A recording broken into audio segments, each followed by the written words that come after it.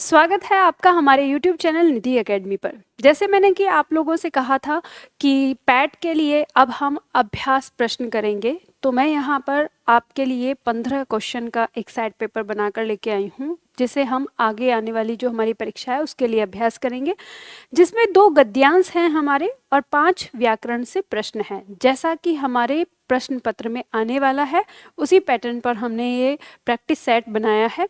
तो आप सभी लोगों को मैं थोड़ा टाइम दूंगी, बहुत थोड़ा टाइम। हम ऐसा मान के चलेंगे कि हम परीक्षा भवन में हैं, और परीक्षा भवन में हमारे सामने जब इस तरह का प्रश्न आ जाएगा तो हम कैसे इसको सॉल्व करेंगे। ठीक है, तो हम जल्दी से अभ्यास करेंगे। आप लोगों को तुरंत बहुत जल्दी इसका उत्तर देना है, साथ ही साथ यानी और फालतू की कोई कमेंट नहीं। जो प्रश्न है, प्रश्न को मैं पढ़ूंगी, आपको ऑप्शन पढ़ के सुनाऊंगी, आपको ध्यान से सुनना है और सुनते हुए आपको उसका उत्तर देना है। ठीक है, तो चलिए हम शुरुआत करते हैं। और शुरुआत से पहले जो छात्र इस पुस्तक को अभ्यास के लिए मंगाना चाहते हैं तो वो इसे मंगा सकते हैं। ऑनलाइन में ये पुस्तक हमारी उपलब्ध है। ठीक है, चलिए प्रश्न आता है आपके सामने। सबसे पहले हमारे सामने गद्यांश है, और गद्यांश में हमारे सामने एक गद्यांश दिया है और इससे 5 प्रश्न हमारे पूछे गए हैं। तो 5 प्रश्न हमसे किए गए हैं। उन 5 प्रश्नों का उत्तर देने के लिए सबसे पहले हमें इस गद्यांश को अच्छी तरह से पढ़ना होगा। तो हम सबसे पहले इसको जल्दी से पढ़ते हैं फटाफट से, फिर प्रश्न समझेंगे। गद्यांश कहता है, संसार में प्रत्येक सुंदर वस्तु उसकी उसी सीमा तक सुंदर है जिस सीमा तक वह जीवन की विविधता के साथ सामंजस्य की स्थिति बनाए हुए है, और प्रत्येक विरूप वस्तु उसी सीमा तक विरूप है जिस सीमा तक वह जीवन व्यापी सामंजस्य को छिन्न भिन्न करती है। यानी इसमें इस पंक्ति से कहने का मतलब है कि अगर कोई सुंदर है तो वो सुंदर तब तक है जब तक वो जीवन में सामंजस्य बनाए रखती है, और जो कोई विरूप, विरूप मतलब कुरूप, वो कुरूप तब तक कुरूप है जब तक वो उस सामंजस्य को छिन्न भिन्न मतलब उसे तोड़ न दे, उसे खत्म न कर दे, तब तक है। ठीक है, अतः यथार्थ का दृष्टा जीवन की विविधता, ठीक है, जीवन की विविधता, ये पूरा है यहाँ पर, हमें विविध के बाद दिया है, तो जीवन की, अतः यथार्थ का दृष्टा जीवन की विविधता में व्याप्त सामंजस्य को बिना जाने अपना निर्णय उपस्थित नहीं कर पाता, और करे भी तो उसे जीवन की स्वीकृति नहीं मिलती। इस पंक्ति में क्या कहा है? इसने कहा है कि जो यहाँ पर जो हमारी यानी पंक्ति के अंदर ये बात कही गई है कि जीवन को देखने वाला, यानी जो इस जीवन का यथार्थ है उसको देखने वाला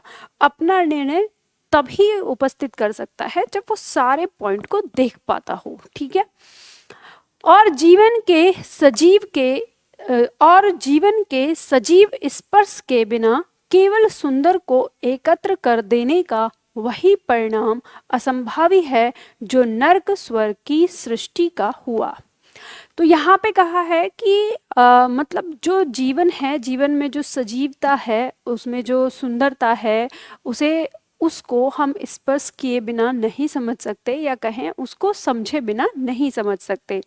और आगे कहा है कि जो नर्क स्वर्ग की सृष्टि का हुआ, यानी ये कहा कि अगर हम इस सुंदरता, इन सबको अगर जब तक हम देखेंगे नहीं और इनको महसूस नहीं करेंगे तो ये उसी कॉन्सेप्ट के जैसे हैं जैसे कि हमारे जीवन में जो हमें बताया गया नरक और जो हमें बताया गया स्वर्ग। कहने का मतलब कोरी कल्पना, यानी इसका जो भाव है वो क्या है? कुछ चीजें कोई कल्पना होती हैं, और कल्पना कब होती हैं? जब तक हम उनको स्पर्श नहीं कर सकते, जब तक हम महसूस कर रहे हैं। तो यही कहा है कि जीवन के सजीव स्पर्श के बिना केवल सुंदर को एकत्र कर देने का वही परिणाम अवश्यंभावी है जो नर्क स्वर्ग की सृष्टि का हुआ है। तो ये बात आपको समझ में आती है, यानी इस पंक्ति ने ये भाव कहा है। देखो, पंक्ति के भाव को इसलिए समझना जरूरी है क्योंकि उत्तर वहीं से आएगा।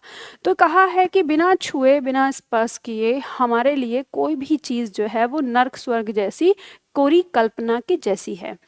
संसार में सबसे अधिक दंडनीय तो वह व्यक्ति है जिसने यथार्थ को कुत्सित पक्ष को एकत्र कर नरक का आविष्कार कर डाला। मतलब ये क्या कह रहा है?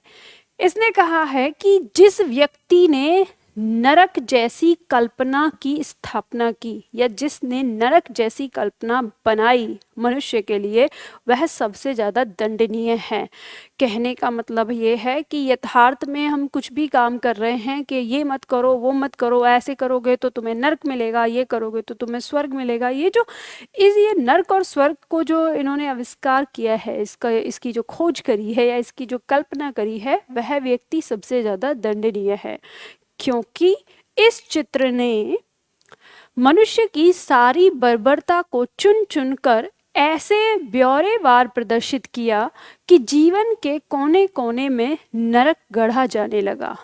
मतलब ये है कि जिसने कॉन्सेप्ट बनाया और कॉन्सेप्ट बनाने के बाद जो कहानी बनाई है, उसके बाद उसने उसकी भयावहता जो है उसका बहुत ही विस्तार से वर्णन किया और विस्तार से वर्णन किया, उसको दिखाया। और फिर उसके बाद क्या हुआ कि हर मनुष्य उसी नरक को, मतलब उन चीज़ों को अपने आसपास लाकर दूसरों पे वैसा ही काम करने लगा। ये कहा है ना कि नरक गढ़ा जाने लगा। नरक गढ़ा जाने लगे का मतलब ये हो गया कि हर जो एक अबला है या जो एक कमज़ोर प्राणी है, हर कमज़ोर प्राणी पर और हर जिसके अंदर शक्ति नहीं है, यानी शक्तिहीन प्राणी पर, कमज़ोर प्राणी पर, हर किसी ने एक तरह से अपना शासन करना शुरू कर दिया और उसके जीवन को सचमुच में एक तरह का नर्क में ही बदल दिया।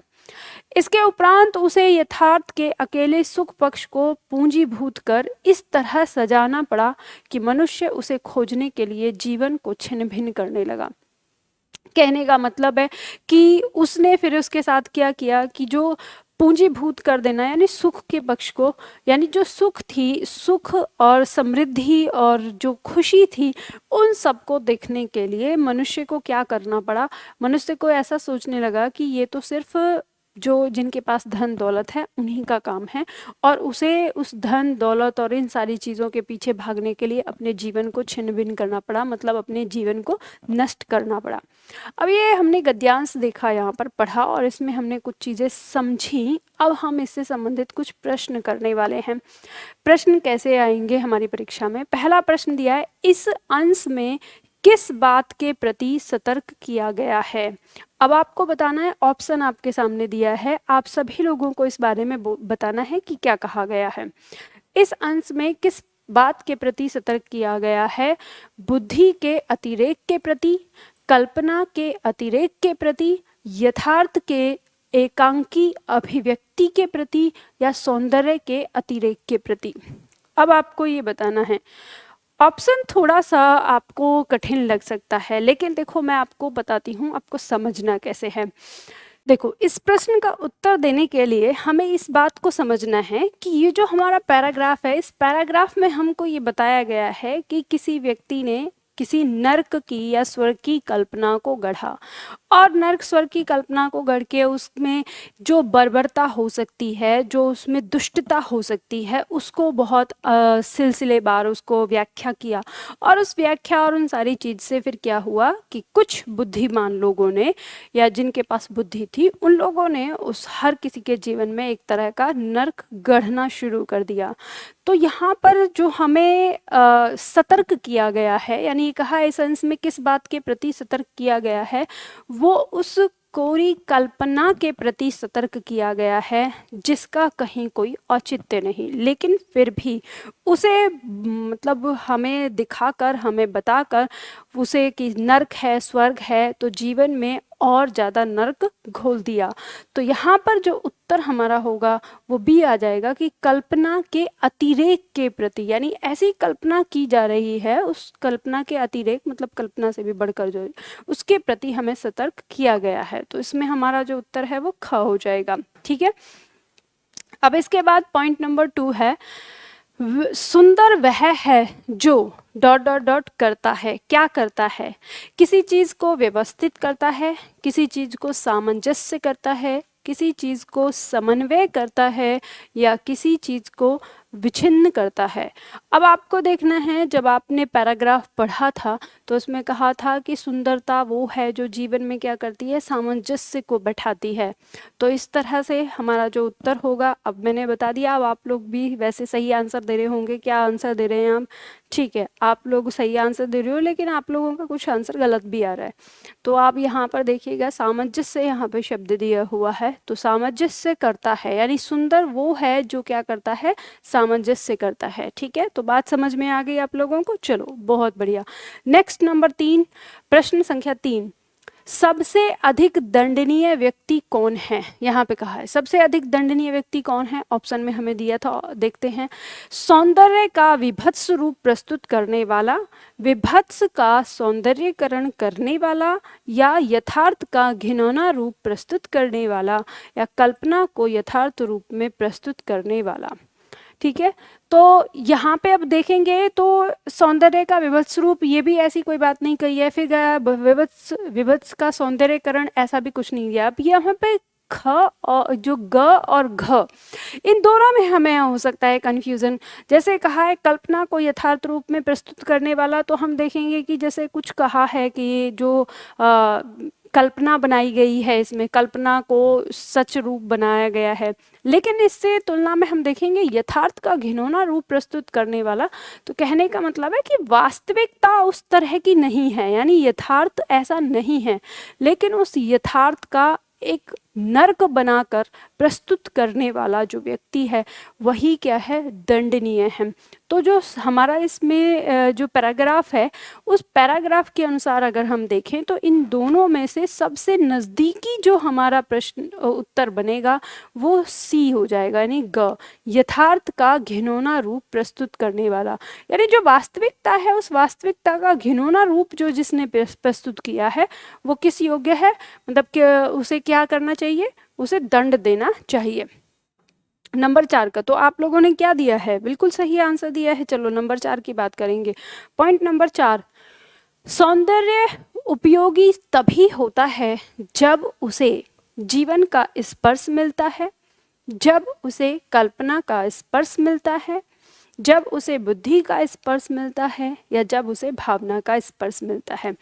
तो आप अगर गद्यांश को देखेंगे तो उसमें स्पष्ट रूप से मिला हुआ है जीवन का स्पर्श। ठीक है, सौंदर्य उपयोगी तब होता है जब उसे जीवन का स्पर्श मिलता है। गद्यांश में स्पष्ट रूप से लिखा है, भाव आपको समझ में आ रहा है? ठीक है, तो ए उत्तर हो जाएगा। तो क्या बताया आप लोगों ने? ठीक है, चलो आगे बढ़ते हैं। अगला आता है 5। पॉइंट नंबर 5 कहता है नरक गढ़ा जाने लगा का अभिप्राय क्या है? नरक गढ़ा जाने लगे का अभिप्राय, लोगों को यातनाएं दी जाने लगी, दुख में बनाया जाने लगा, समस्त सुख नष्ट होने लगा, जीवन विभत्स बनने लगा।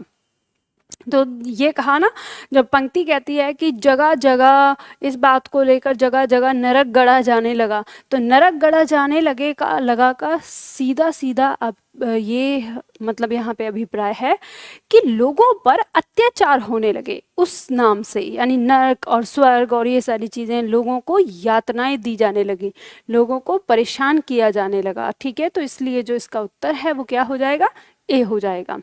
बात समझ में आ गई आपको? ठीक, चलो तो आप सभी लोगों ने समझा। अब आगे बढ़ते हैं। दूसरा गद्यांश है हमारा।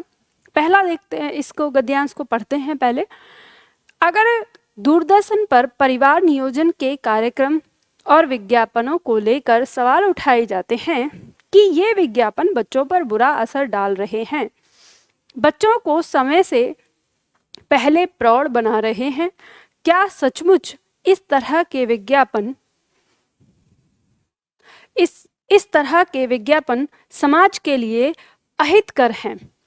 यह तथ्य सभी एक स्वर में स्वीकारते हैं कि आज बढ़ती आबादी सबसे बड़ा संकट है। अब यहाँ पे जो पंक्तियाँ हमारी दी हुई है, इन पंक्तियों में हमको यहाँ पर समझना है कि ये कह रहा है कि दूरदर्शन पर, यानी जैसे हम यानी टीवी चैनल पर अगर परिवार नियोजन से संबंधित कोई विज्ञापन दिया जाता है कि परिवार नियोजन करना चाहिए या नहीं, तो बहुत सारे जो विद्वान हैं वो इस तरह से सवाल उठाते हैं कि छोटे बच्चे भी ये सब देखते हैं, उनको इन सब चीज़ों के बारे में पता चलेगा, तो वो उन सब पे ऑब्जेक्शन करते हैं। तो अब यहाँ पे ये बात कही है कि इस तरह से कि क्या सचमुच इस तरह के विज्ञापन समाज के लिए अहितकर हैं, कि ये कहा है क्या सच में ही समाज के लिए इस तरह के विज्ञापन अहितकर हैं, उनमें मतलब कुछ दोष है। यह तथ्य सभी एक स्वर में स्वीकारते हैं कि आज बढ़ती आबादी सबसे बड़ा संकट है, परंतु बढ़ती आबादी पर रोक के लिए कौन से कारगर उपाय किए जा रहे हैं। तो कवि यहाँ पे पूछता है, लेखक यहाँ पे पूछता है कि जब आप इस चीज़ को मानते हैं एक स्वर में कि बढ़ती आबादी सबके लिए संकट है, तो उस बढ़ती हुई आबादी के रोकथाम के उपाय क्या करते हैं। आगे कह रहा है कि यह चिंतन का बिंदु रहा है, निश्चय ही जनसंख्या पर नियंत्रण में संचार माध्यमों द्वारा ज्ञापित संदेश जनमानस में व्यापक असर डालते हैं। मतलब ये है कि ये बात बिल्कुल सच है कि जब दूरदर्शन पर इस तरह के विज्ञापन चलते हैं, तो इस तरह के विज्ञापन जो जनमानस है यानी जो मनुष्य है उसके मस्तिष्क में कुछ ना कुछ तो असर डालते ही हैं। दूरदर्शन ने जब ठीक समाचारों के बाद परिवार को छोटा रखने तथा गर्भ निरोधक के उपायों संबंधी विज्ञापन दिखाना प्रारंभ किया, तब लोगों ने यह हाय तौबा मचाई कि टीवी बच्चों को बिगाड़ रहा है। यानी जब दूरदर्शन ने ये काम किया, तो देखो ये जो गद्यांश यहाँ पर दिया हुआ है ये थोड़ा सा पुराने समय का है। ये उस समय जब आजकल का माहौल नहीं था। अगर वर्तमान समय की बात करें तो आपको पता है कि टीवी दूरदर्शन तो बहुत सभ्य है, यानी दूरदर्शन पर आने वाली चीज़ें ज़्यादा सही है। बाकी और सब पे जो आ रही है तो वहाँ तो कोरी, आपको पता ही है कि किस तरह से गलत चीज़ें परोसी जा रही हैं आजकल लोगों को। तो कहा है कि कुछ लोगों ने इन विज्ञापनों की शब्दावली को लेकर आपत्ति जताई, यानी कुछ लोगों ने विज्ञापनों पर आपत्ति जताई तो कुछ ने उसकी शब्दावली पर आपत्ति जताई। यद्यपि उनके आरोप भी कुछ हद तक सही हैं, परंतु इस तरह की सूचनाएं हम बच्चों से छिपाकर कितनी देर रख सकते हैं।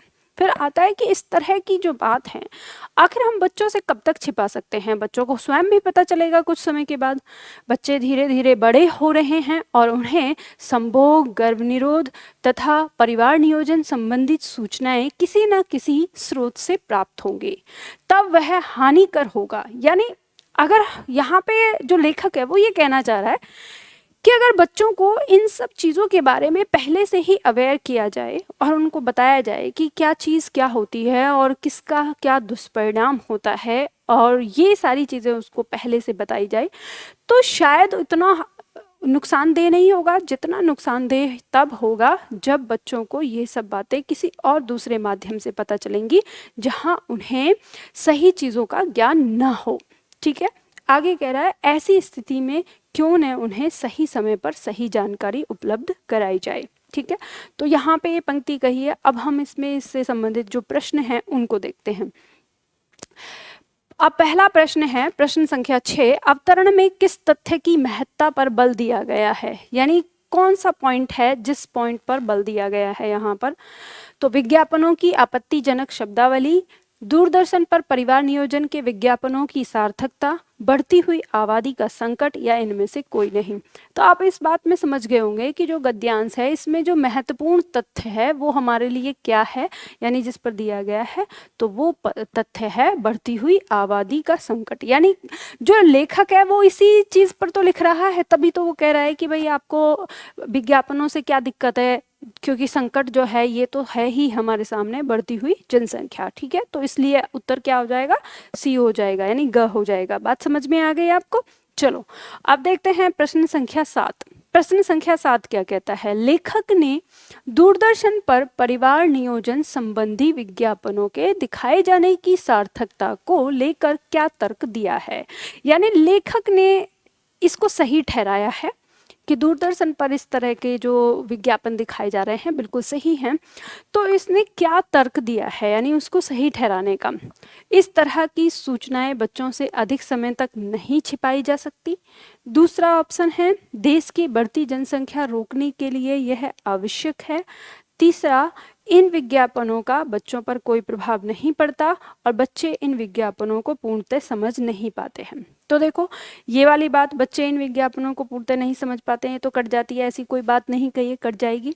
इन विज्ञापनों का बच्चों पर कोई प्रभाव नहीं पड़ता, ऐसा लेखक ने इसमें कुछ भी नहीं कहा है, तो ये कट गया। अब दो ऑप्शन आते हैं, देश की बढ़ती जनसंख्या को रोकने के लिए आवश्यक है।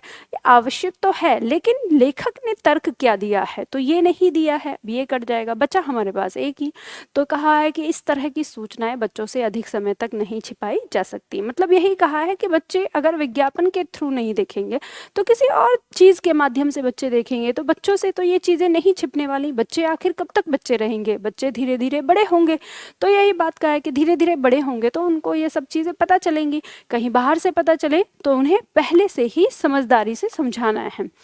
तो यहाँ पे इसमें जो प्रश्न संख्या 7 है, तो इसका जो उत्तर है वो हमारा क्या हो गया, ए हो गया। ठीक है, आंसर ए। बात समझ में आ गई आपको? चलो बहुत बढ़िया। नंबर 8 देखते हैं। नेक्स्ट नंबर 8, निम्नलिखित में से क्या आपत्तिजनक नहीं था? यहाँ पे पूछा है कि क्या आपत्तिजनक नहीं था। ऑप्शन कह रहा है दूरदर्शन पर गर्भ निरोध संबंधी सूचनाएं देना, ये आपत्तिजनक था, मतलब आपत्तिजनक नहीं था।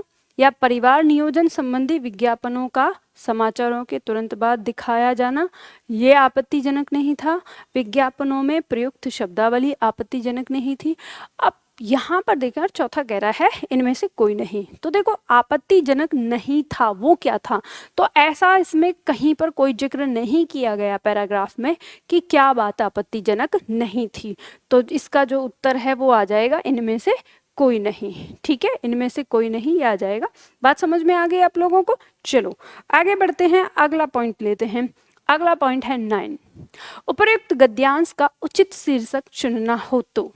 मान लो जैसे अगर हम इसमें जो गद्यांश दिया है इसमें अगर हमें शीर्षक चुनना हो तो क्या कहेंगे? परिवार नियोजन कार्यक्रमों में दूरदर्शन का सहयोग, या दूरदर्शन पर परिवार नियोजन संबंधी सूचनाएं कितनी आपत्तिजनक। सी दूरदर्शन एवं बाल विकास, और डी परिवार नियोजन के उपाय। तो जो लेखक का लेख है उसमें परिवार नियोजन के उपाय के बारे में कोई बात नहीं की गई है, मतलब ऐसा कुछ अलग से बताया नहीं गया, कट गया। दूरदर्शन एवं बाल विकास इसके नहीं रख सकते, ऐसा कुछ नहीं बोला है कि दूरदर्शन से बालकों का क्या विकास हो रहा है क्या नहीं हो रहा है, इस बारे में नहीं बोला है, कट गया।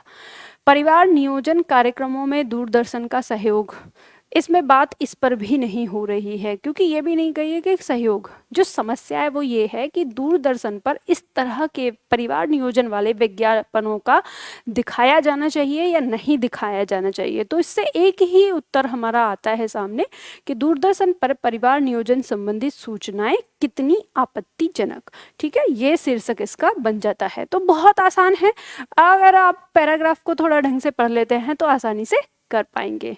बात समझ में आ गई? ठीक है, चलिए नेक्स्ट प्रश्न है हमारा प्रश्न संख्या 10, लेखक ने किस तथ्य को बाल विकास में अवरोधक माना है? ऑप्शन दिया है यहाँ पर संभोग और परिवार नियोजन की अपूर्ण जानकारी, संभोग और गर्भ निरोध के उपायों का ज्ञान, सी बच्चों का अत्यधिक दूरदर्शन देखना, और डी दूरदर्शन पर बढ़ती आबादी रोकने के उपायों का प्रदर्शन। अब यहाँ कहा है कि लेखक ने किस तथ्य को बाल विकास में अवरोधक माना है। तो सबसे पहले देखेंगे दूरदर्शन पर बढ़ती आबादी को रोकने के उपाय का प्रदर्शन, ये तो कट गया, ऐसा कुछ नहीं है। ठीक है, बच्चों का अत्यधिक दूरदर्शन देखना, तो बाल विकास में अवरोधक ये इसमें कहीं बात नहीं कही है कि बच्चों का अत्यधिक दूरदर्शन देखने वाली चीज है, ये भी कट जाएगा। संभोग और गर्भ निरोध के उपाय का ज्ञान, अब अगर इन उपायों का ज्ञान अगर हम करें तो ये अवरोधक नहीं है। ठीक है, तो ये कट गया। तो अवरोधक क्या माना है? अवरोधक माना है संभोग और परिवार नियोजन की अपूर्ण जानकारी को। ठीक है, यानी बच्चों के लिए जो अवरोधक है, बच्चों के ज्ञान में इन सब की पूरी तरह से जानकारी बच्चों को नहीं दी जाती, ये उनके विकास में कहीं ना कहीं अवरोधक है। ठीक है, तो इसका ए आंसर हो जाएगा। बात समझ में आ गई? ठीक है, तो ये थे हमारे गद्यांश। हमारी जो पैट की परीक्षा होगी उसमें 2 गद्यांश आएंगे जिसमें 5-5 प्रश्न होंगे। अब हम बात करते हैं व्याकरण वाले प्रश्नों की, और उम्मीद करती हूँ आप सभी लोग बहुत अच्छे से सबको समझते होंगे।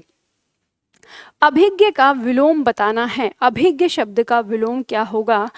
ए ऑप्शन अज्ञ, बी ऑप्शन तज्ञ, सी ऑप्शन प्रज्ञ और डी ऑप्शन चतुर। तो आपको बताना है ए बी सी डी में अभिज्ञ का क्या उत्तर होगा। तो देखो, अभिज्ञ शब्द का अर्थ होता है जानने वाला, जानने वाला। ठीक है, अब जानने वाला हो गया तो इसका विलोम क्या हो गया? इसका विलोम हो जाएगा नहीं जानने वाला। तो इन चारों में से वो कौन सा शब्द है जिसका अर्थ हो गया नहीं जानने वाला? तो नहीं जानने वाला इसका उत्तर हो गया अज्ञ। अज्ञ का मतलब होता है नहीं जानने वाला, तो यही इसका क्या हो गया? विलोम हो गया। ठीक है, अब यहाँ पर देखेंगे तो जो चतुर है, चतुर को हम कह सकते हैं चतुर क्या है? चालाक। ठीक है, तो जो इसका उत्तर है वो क्या हो गया? ए हो गया। अब इसके बाद नेक्स्ट प्रश्न है, दिए गए विकल्पों में से किशोर का समानार्थी, समानार्थी का मतलब हो गया पर्यायवाची। ठीक है, पर्यायवाची शब्द निम्न में से कौन सा है? तरुण, कोलाहल, समझदार या पारिवारिक। तो आपको पता है किशोर किसे कहते हैं? किशोर कहते हैं जो बच्चा ना हो और पूरी तरह से युवा भी ना हो, बीच की अवस्था, यानी बच्चे और युवा हो जाने के बीच की अवस्था जो होती है, 17-18 साल 19 साल का जो होता है जिसे किशोर कहते हैं, उसे हम तरुण भी कहते हैं, तरुण। ठीक है, तो तरुण और किशोर दोनों एक दूसरे के क्या हैं? पर्यायवाची हैं। ठीक है, चलिए अगला प्रश्न लेते हैं, प्रश्न संख्या 13। तो प्रश्न संख्या 13 कहता है जिसकी कोई उपमा न दी जा सके। ठीक है, तो जिसको कोई उपमा, यानी जिसकी कोई उपमा न दी जा सके, तो उसको क्या कहेंगे? अनुपम, अल्पज्ञ, ज्ञानी या अनुयायी। तो आपको बताना है ए बी सी डी में से कौन सा होगा। तो देखो, जिसकी उपमा न दी जा सके, अनुपम। ठीक है, अनुपम अनुपम होगा। तो अनुपम का मतलब होता है जिसकी उपमा न दी जा सके, उसे कहते हैं अनुपम। ठीक है, जिसकी उपमा न दी जा सके। अल्पज्ञ होता है कम ज्ञान रखने वाला, जिसके पास क्या हो? कम ज्ञान हो। ज्ञानी, जिसके पास ज्ञान हो, यानी ज्ञान रखने वाला ज्ञानी कहलाएगा। और अनुयायी हो जाएगा किसी के नक्शे कदम पर चलने वाला। ठीक है, अनुयायी। ठीक है, किसी को फॉलो करने वाला। नंबर 14, पगड़ी रख घी चख, मुहावरा है। ठीक है, लोकोक्ति है, सॉरी। पगड़ी रख घी चख, लोकोक्ति का आपको अर्थ बताना है। क्या अर्थ होगा?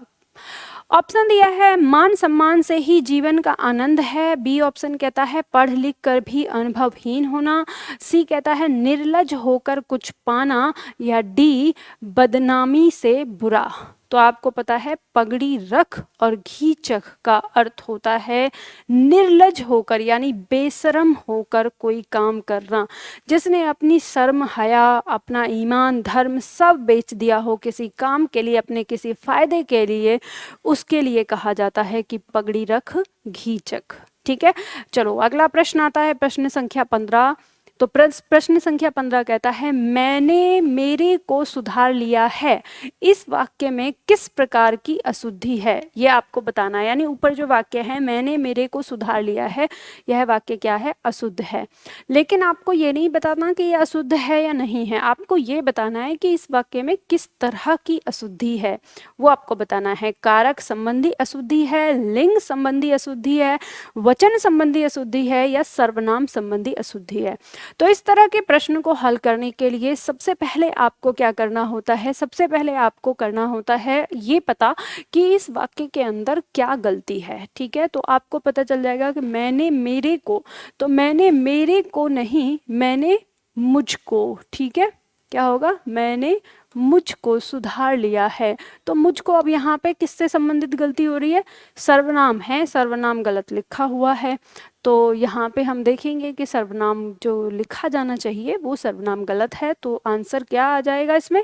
डी आंसर आ जाएगा, सर्वनाम संबंधित गलती है। और ये बहुत आसान होता है, ठीक है। तो बहुत आसानी से आप कर सकते हैं। तो यहाँ पे हमने अपनी परीक्षा के लिए एक जो आगामी सेट है उस सेट की यहाँ पे हमने तैयारी करी, ठीक है। तो इसी तरह से हम अब जो पैट परीक्षा के लिए अभ्यास करेंगे, हम टेस्ट पेपर का अभ्यास करेंगे, 15 क्वेश्चन हम उसमें रखेंगे। तो इसी तरह से हम अभ्यास करेंगे। कमेंट बॉक्स में मुझे ज़रूर बताइएगा कि आप लोगों के कितने क्वेश्चन सही थे और कितने क्वेश्चन आपने गलत किए। तो क्या आपने इसमें सही क्वेश्चन किए अपने, या अगर जो वो पॉइंट जिसमें आपसे गलती हुई तो उस पॉइंट को आपको कैसे सुधार करना है, ये भी ध्यान दीजिएगा। चलिए, तो आज के लिए इतना ही करते हैं, फिर मिलते हैं अगले सेट के साथ, यानी अगले प्रैक्टिस सेट के साथ।